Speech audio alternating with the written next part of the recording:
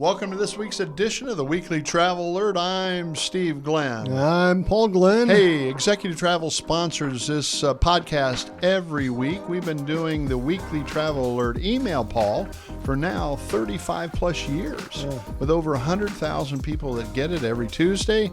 And then on Friday, what happens? I send out the top news stories that I see during the week and the Travel Week in Review. You bet. Well, we've been doing this. We have fun in travel, and you and I are blessed to have some of the best jobs in the world. They're actually not jobs, are they? Well, not when you enjoy what you're doing and who you're doing it with. I tell people I'll never retire. Why would I retire? Every day I get up, I get to do the things I love to do, get to help people travel, get the best times in their lives with weddings, anniversaries, family reunions, and we get to help them. And it's just such a blessing to be in this industry. We're very thankful to be with you today. We'd like to encourage you to go to visit our website at executivetravel.com. You can call us at 402-435-8888. Now, today we're going to go on with this week's hot stories in the Weekly Traveler.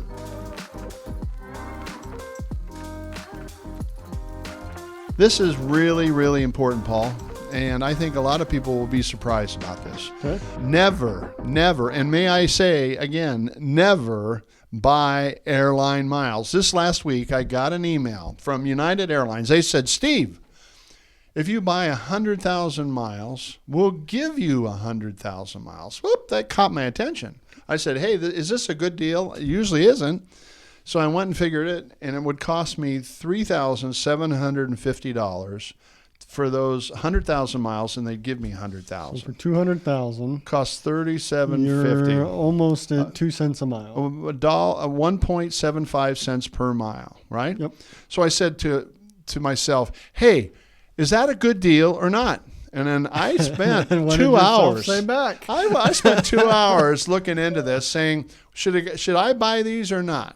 Okay, so here's what I did. I took and figured out travel dates of November 8th to the 15th, so they're not by Thanksgiving, they're not by any major holiday. And I said, what is the price of an airline ticket, and what is the price using miles? How many miles does it take for that same itinerary? And at 1.75 cents a mile, how much would I pay if I used points? Okay. You ready to go? Let's do it. Here we go. Omaha to Rome coach class, $773 on those dates. It would take 80,000 miles round trip. That at at 1.75 cents is $1,400. Okay. So I could use my miles and spend $1,400, or use cash and pay $773. Okay. Cash is the winner. Yeah, cash is the winner. Okay, the next one, Omaha to Rome business class for those same dates was $4,190 on United. Okay.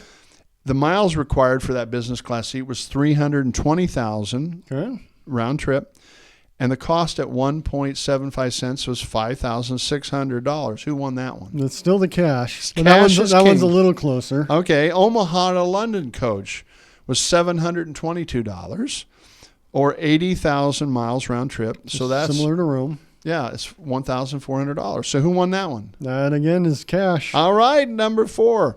Omaha to London business class was $6,318, or $400,000 miles round trip. Okay. That's at 1.75 cents is $7,000. So once again, who wins? Cash still wins, but that one's not as far off. Okay, and then I went Omaha to Athens and coach. Athens usually a little more expensive, $769 if you pay cash, 80,000 miles round trip. That's $1,400. Who wins that one? Well, once again, pay the cash. So far, we've done 6, and they've all been don't use miles, use cash, right? Athens business class was $4,256, or 400,000 miles. That's $7,000. Who wins that one, That Paul? one by far is cash. You bet. And then I did a couple domestics. I said, let's pick out a coast. Let's go to Orlando. It was $357 round trip coach, or 35,000 miles. That's worth $612. Who wins that one? That's cash wins again. Okay, and then Omaha to L.A. I said, let's go Omaha to L.A., $388, or 34,000 miles. That's worth $595 in miles. Mm-hmm. okay, I have all these destinations. 8 different options. And 2 different classes. Who won every front of one the of plane, back of the plane, and cash was the better value on all of them. Even when the airlines offer a buy one, get one free sale on miles, you still are a big loser. Don't be a big loser. Do not buy airline miles. I don't care what they say. Okay? It sounds cool. Now, some people might say, I'll buy them. Maybe they write them off for their business and then use the miles the next year. I don't know if that's correct. Yeah, I don't know if you can do that. Your CPA would have to give you advice. We are not CPAs and are not giving advice on that's that. Right. But I'm sure that is something that people do in order to find some write-offs. But, ladies and gentlemen, please, whatever you do, you're going to see these splashy things from the airlines. I got one from Air Canada. I got one from United Airlines. I get sometimes from Delta. Don't buy those miles. That's your takeaway for today. The second item that we have on this list is, speaking of airline frequent flyer miles, the Fed started investigating Southwest, American, United, and Delta, saying, hey, you're selling these miles and then you're devaluing. They're not regulated. The airlines have total control over how they're valued, and that's not consumer friendly. So for example, Delta used to buy business class seats to Europe for about $300,000 round trip. Now it's $750,000. So in the last 5 years, they've devalued those points. More than 50%. Oh my gosh, it's terrible. So I'm actually glad the Fed, I'm not a government guy, but I'm glad the Feds are finally saying, hey, there needs to be some consumer protection, especially if you're selling miles. Especially if people are buying them. Yeah, if you need to protect the value of those miles. So it'll be interesting to see how that goes, but I'm glad to see that the Feds are doing it. Hey, the next item on this week's Weekly Travel Alert reads, your next taxi ride in San Francisco, LA, and Phoenix may have a robot as your driver. I don't know if that's better than driverless, or it just sounds creepy. Well, it's kind of driverless. There's Waymo, that's Alphabet or Google's driverless car. They're taxis.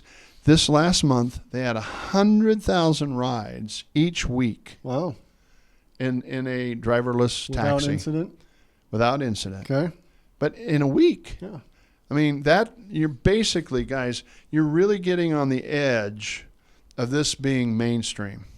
Now, granted, those are unique cities that don't have snow, don't have a lot of rain, don't have those types of things. Well, San Francisco has a lot of rain. But the point is, we're right at the edge of driverless cars being mainstream and taxis. Taxis being driverless, yes. Now, if you look at what's going on in the exponential world, is they're saying you won't need to own a car in the future. You'll basically go to your app. You'll say, I need to go down to Executive Travel at 1212 O Street in Lincoln, Nebraska, and it'll come to your driveway. You'll get in. It'll bring you here. You don't have to own a car, and you won't even have a driver.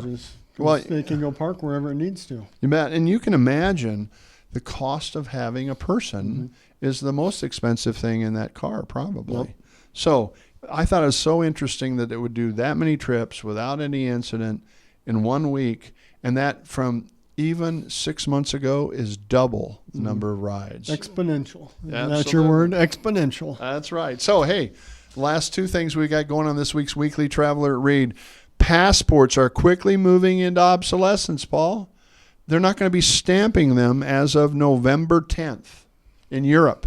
In the Schengen area, it's called. There's 29 countries in Europe in the Schengen area, and they won't be stamping them anymore. They're going to basically get your eyes and do all that stuff. You're still going to need a passport, but they won't be stamping them. It gets rid of a lot of the fun. I know. That was my youngest. That was her highlight of the first time she went over to Italy. And Ryan, actually, weren't you complaining because when you went into Italy, you didn't get a stamp, but you got one coming back out, and so that saved the trip? My wife has never left the country until Italy, and she wanted that stamp. First stamp. Got to get that first stamp. Well, and it's kind of fun to go through old passports because they only last 10 years and see all the places you've been. Yeah. And so that's fascinating, and that's going to change just in those 29 countries. So, And it's not, if that isn't confusing enough, the last one on this week's Weekly Traveler reads, if that's not confusing enough, starting in 2025, Americans will have to apply and pay a fee to enter 30 European countries.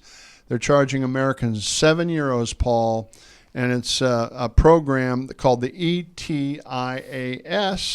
You'll have to register. You'll have to pay before you go. It's not really a visa. It's kind of an annual thing. Yeah, isn't it's a registration. It's a once a year registration. So yeah, it really is just a new tax of sorts for people, for foreigners traveling into Europe. Actually, it's amazing how it should be getting easier to travel. It's actually getting more complex. Yeah. You tie that with everything related to shots if you have to go to certain countries, vaccinations. Malaria, you got to take tablets for that. Insurance requirements. Yeah, visa requirements. Then if you get your global entry or your TSA pre-check, there's a lot of things that you got to have on the table. So anyway, thanks for joining us today. I'm Steve Glenn along with Paul Glenn. We have Ryan Swihart in the saddle helping us with the technology. We appreciate you. Thank you for joining us. Please like, subscribe, share, and add any comments or feedback on topics that would be of interest for a future episode. We'll see you next week.